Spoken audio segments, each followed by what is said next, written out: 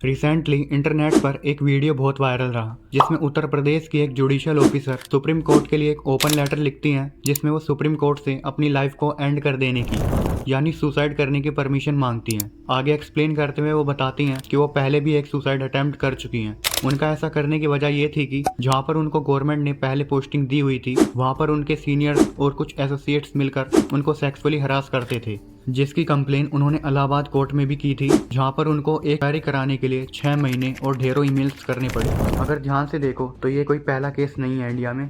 अगर आप अभी गूगल करके देखें तो आपको पता चलेगा कि आए साल ये केसेस बढ़ते ही जा रहे हैं। एंड अगर आप गवर्नमेंट सेक्टर या प्राइवेट सेक्टर में एम्प्लॉयड हो तो मे भी आपने कभी ना कभी अपनी वर्क प्लेस में ऐसा जरूर एक्सपीरियंस किया होगा कि आपके सीनियर्स आपको माइनर मिस्टेक्स पर भी काफ़ी टोंट कर रहे हों। अब आप इस स्टेट में हो कि आप खुद एक वर्डिक्ट दे सकते हैं कि ऐसे वर्क कल्चर में वुमेन्स कितनी सेफ होंगी जहां पर सीनियर्स इतनी इक्वालिटी को ध्यान में रखकर अपने जूनियर्स को सपोर्ट करते हों। सीनियर काम क्या?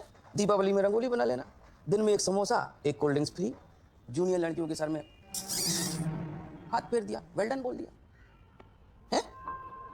मेरे इस वीडियो को बनाने का मोटिव सिर्फ इतना पता लगाना है कि वर्क प्लेसेस और इंस्टीट्यूशंस में स्पेशली सीनियर्स का अपने कॉलीग और जूनियर्स के लिए ऐसा बिहेवियर क्यों है, क्योंकि ऑफिस और वर्क प्लेस के अपार्ट इंस्टीट्यूशंस में भी सीनियर्स का कुछ सेम सही हाल है।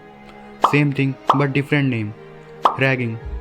इंडिया में सबसे पहला सेक्सुअल हरासमेंट का केस रिपोर्ट हुआ था राजस्थान में 1997 में। बनवारी देवी जो कि दलित कम्युनिटी से बिलोंग करती थी, उनका गैंग रेप हुआ था, वो भी उन्हीं की वर्क प्लेस पर। इसके बाद उन्होंने सबसे पहले कोर्ट में कंप्लेंट फाइल की, जिसके बाद और भी वुमेन्स जिनका सेम एक्सपीरियंस था वो भी सामने आई और तब से उन्होंने इन मैटर्स को लीगली सोल्व कराने के लिए स्टेप्स लिए। केसेस चाहे कितने भी हों, लेकिन हरासमेंट के इन केसेस में एक चीज़ काफ़ी कॉमन है कि ज़्यादातर हरासमेंट करने वाले हमारे सीनियर्स ही होते हैं। ऐसा इसीलिए क्योंकि हम लोग चाहे कितना भी डेवलप और ओपन माइंड होने की बात क्यों ना करते हों, लेकिन अभी भी कुछ लोगों की मेंटेलिटी ऐसी है कि वो किसी वुमेन को अपने से अपर पोस्ट पर देखना पसंद नहीं करते। इनफैक्ट बॉयज को अक्सर कहा जाता है कि तुम लड़के होकर भी किसी लड़की से पीछे हो।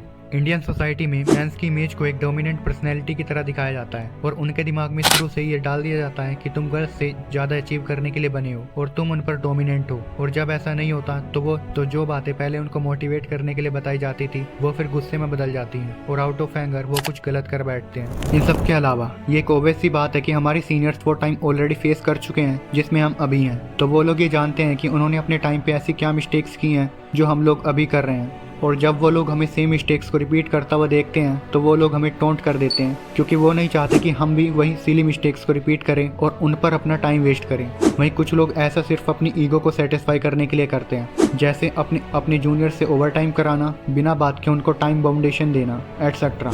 अब बात करते हैं कि गवर्नमेंट और पुलिस मिलकर इन कंप्लेंट्स पर काम क्यों नहीं करते। हमारा कॉन्स्टिट्यूशन पुलिस को काफ़ी सारे ऐसे राइट और पावर्स प्रोवाइड कराता है इन सभी केसेस को हैंडल करने के लिए, पर कमी लॉज में नहीं बल्कि लॉज को इम्प्लीमेंट कराने वाले इन लोगों में है, क्योंकि ऐसा बिल्कुल भी नहीं है कि लोग कंप्लीट नहीं करते। अगर हम आज की बात करें तो जनवरी 1 को आई रिपोर्ट के अकॉर्डिंग करंटली इंडिया में डोरी हरासमेंट केसेस 4797 है और molestation complaints 2349 and police apathy against women की 1618 कंप्लेंट्स रजिस्टर्ड है। और बाकी डाटा आप स्क्रीन पर देख सकते हैं।